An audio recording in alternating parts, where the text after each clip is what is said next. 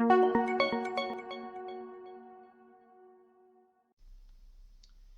este apartado analizaremos las diferentes funciones de los lubricantes.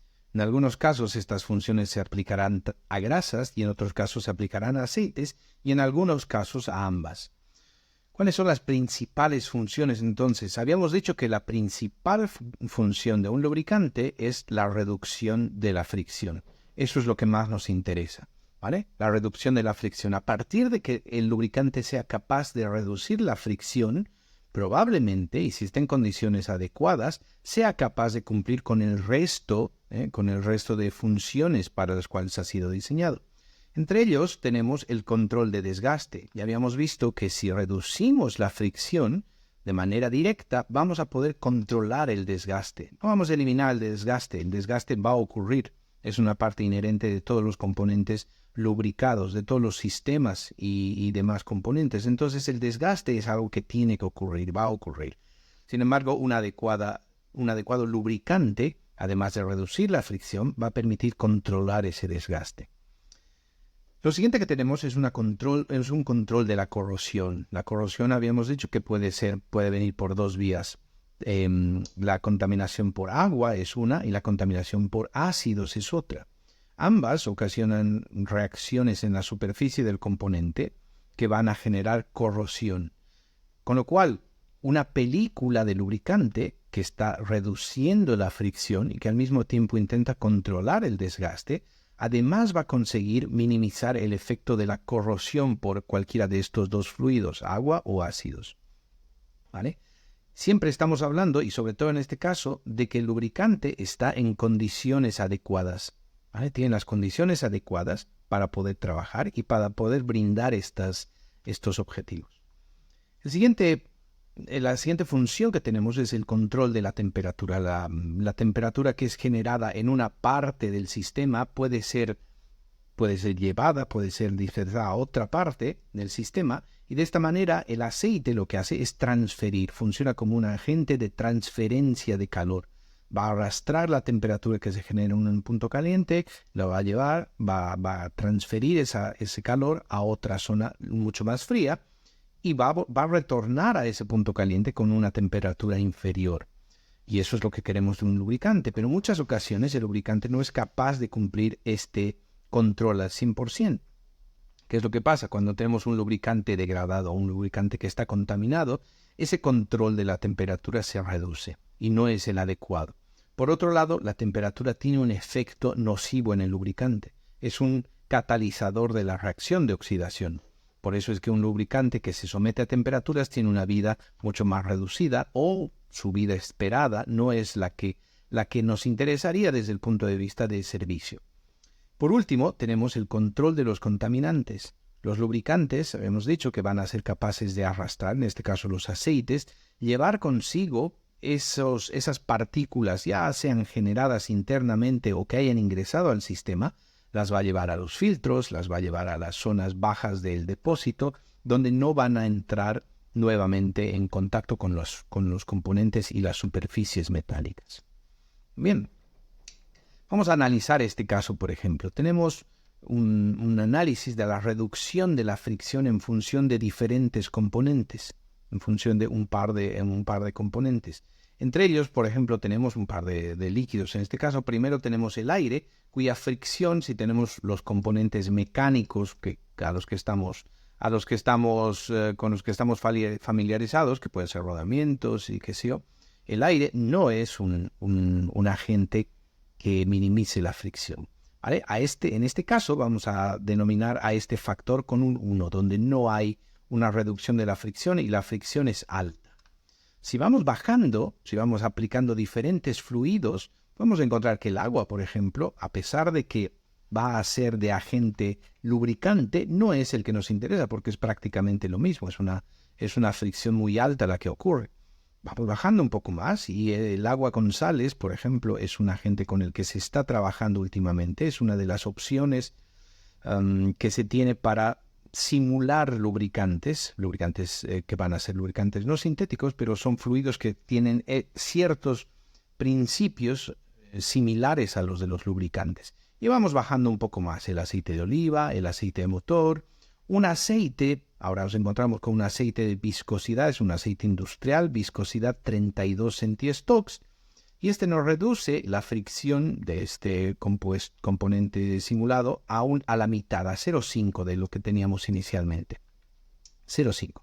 No es lo que queremos todavía, no hemos llegado a ese punto en el cual la fricción es mínima.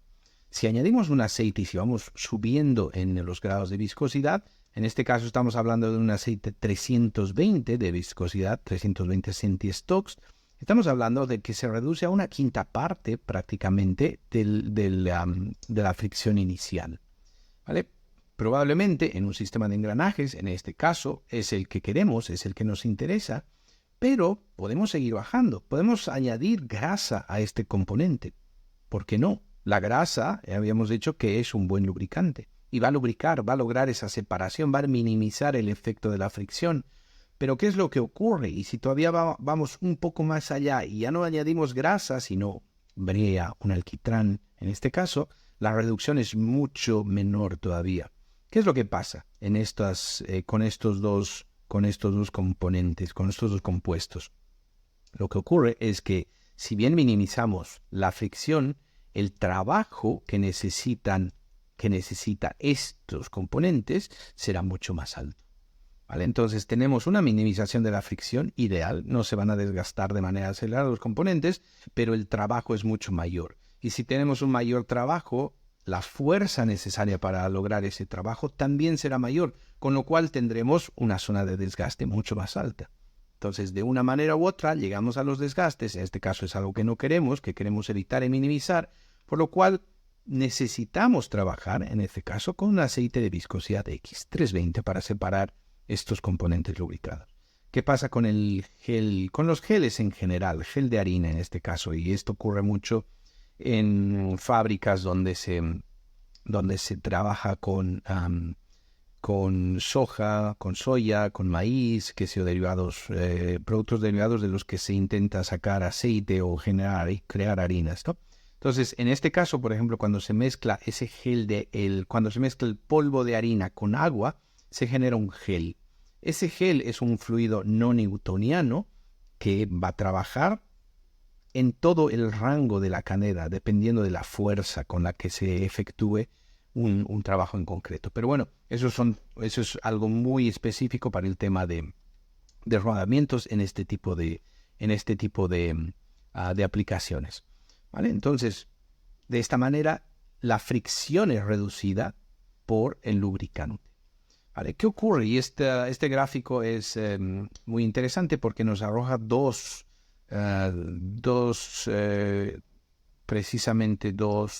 desde dos puntos de vista, nos dice qué es lo que está pasando. Primero, tenemos los desgastes medidos como concentración de hierro en ppm, por un lado. Y por otro, tenemos la fricción medida en decibelios, ¿vale? La fricción medida en decibelios. Esto es el reengrase por ultrasonido. ¿Qué es lo que ocurre? En el mes de enero, por ejemplo, tenemos el reengrase, se hace el reengrase en el mes de enero, cuando los niveles de concentración de hierro están en un 54 ppm y el nivel de decibelios está en 22, precisamente en 22 decibelios. Una vez que se añade grasa nueva y fresca, vemos cómo cae. El mes siguiente se hace una nueva medición tanto de la concentración de desgaste como de los decibelios, y vemos cómo cae. De un 54 cae a un 42, hay una caída, una reducción bastante amplia, y de 22 baja a 19 decibelios.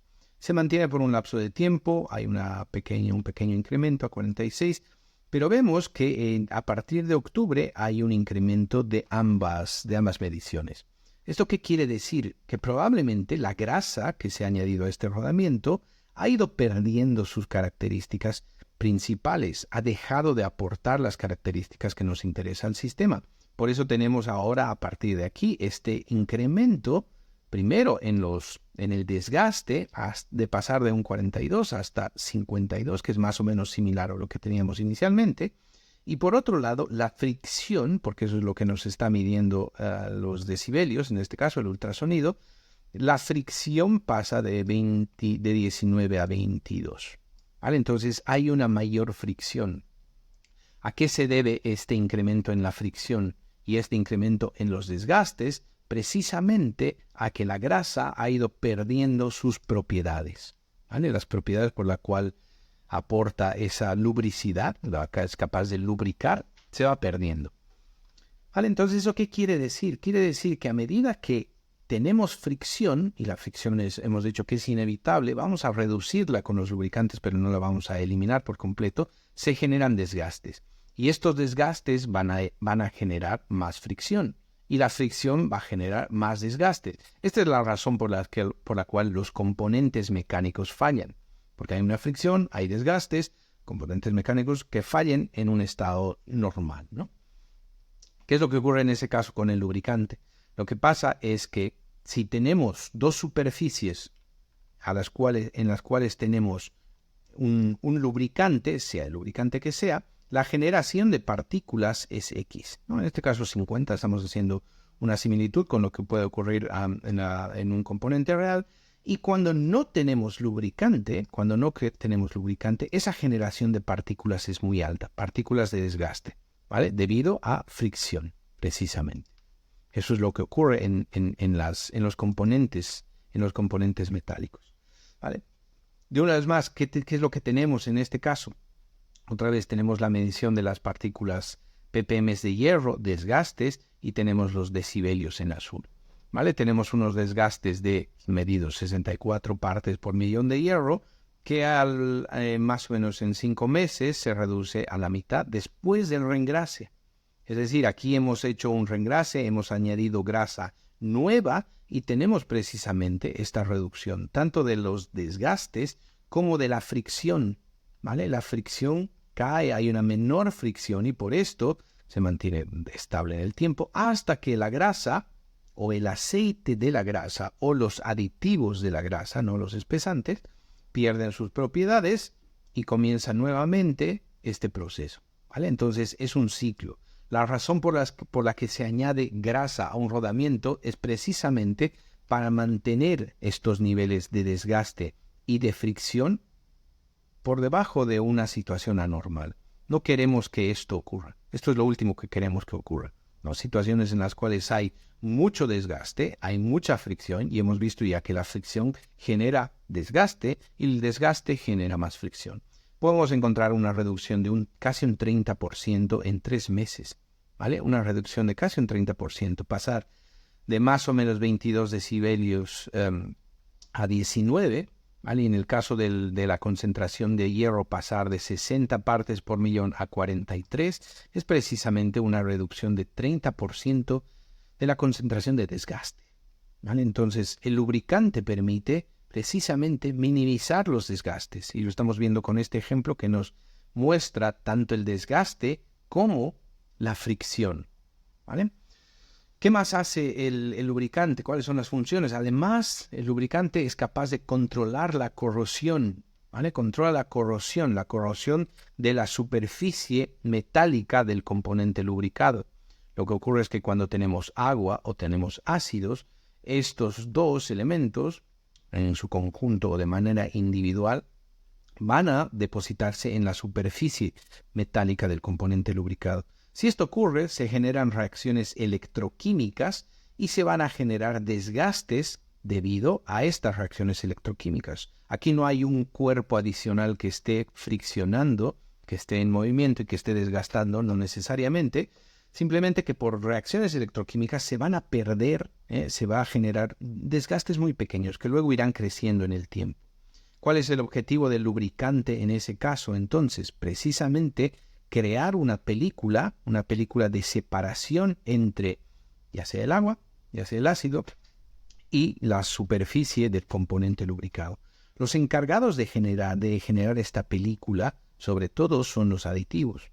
Gracias a los aditivos se consigue una minimización del efecto nocivo del agua y el ácido, ¿vale? Entonces, los aditivos en este caso son los agentes que van a controlar la corrosión.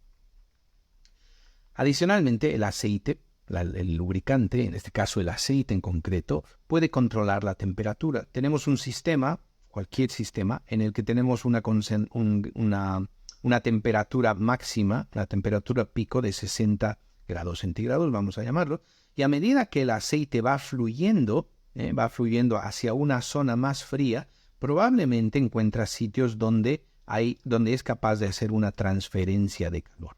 ¿Vale? Entonces, en este proceso de transferencia de calor, el aceite va cediendo ese calor precisamente y va bajando de 60 a 50, a 45, a 30, en este caso es un ejemplo simplemente, para luego repetir el proceso. ¿Vale? Pero ¿qué es lo que ocurre cuando tenemos un aceite contaminado, un aceite degradado, un aceite que no está en las mejores condiciones?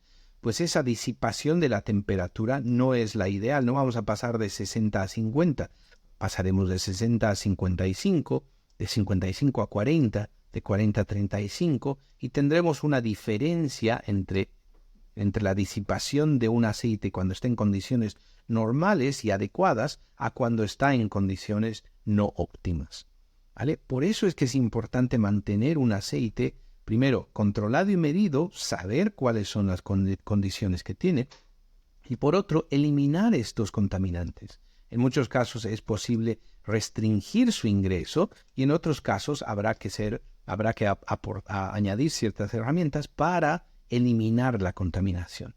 ¿Vale? Y si es una contaminación orgánica por el propio aceite, se generan subproductos no deseados, también tendremos que ver una opción para minimizar precisamente eso y que el control de la temperatura sea el óptimo, que el lubricante sea capaz de disipar esa temperatura. Tenemos este ejemplo en una reductora. Tenemos la temperatura inicial de entrada del aceite, que es de 87 grados. En este caso, este aceite tiene una oxidación de 30, ¿vale? Absorbantes por centímetro menos 1.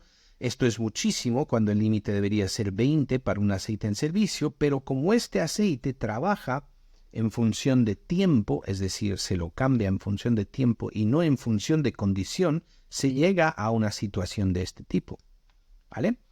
Entonces, adicionalmente, los subproductos de degradación medidos como insolubles alcanzan un nivel muy alto, ¿vale? 572 es muchísimo, son subproductos de degradación que no son capaces de solubilizarse más en el aceite y van a generar precisamente lo que habíamos visto en el gráfico anterior, más temperatura.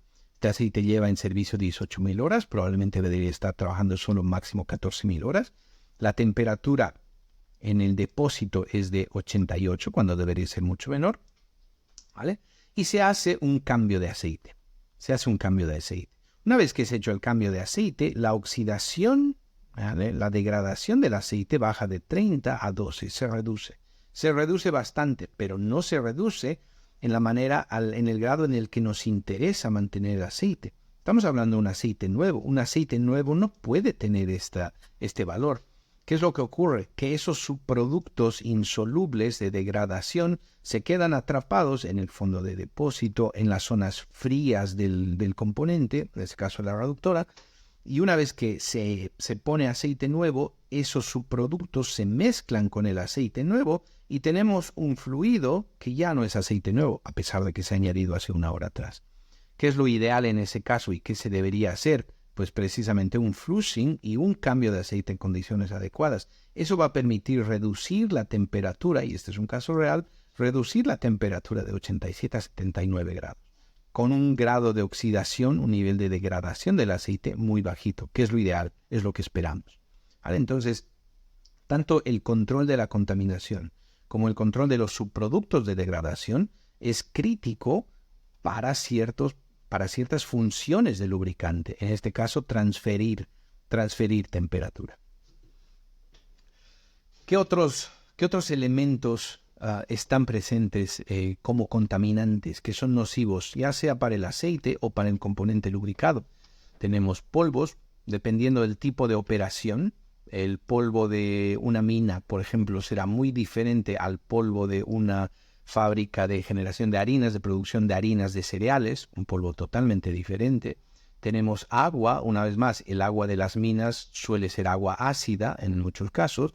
Esa agua es muy diferente a la que podemos tener en una planta de carbón, por ejemplo, ¿vale? Entonces, dependiendo del tipo de operación, las condiciones de contaminación pueden variar en su en su tipo exacto, ¿no? Pero tenemos polvo, tenemos agua, no nos olvidemos del lubricante degradado, que es un contaminante interno generado internamente, y también tenemos metales de desgaste. Hemos dicho que todos los elementos se van a desgastar, es normal que ocurra un desgaste, tiene que ocurrir.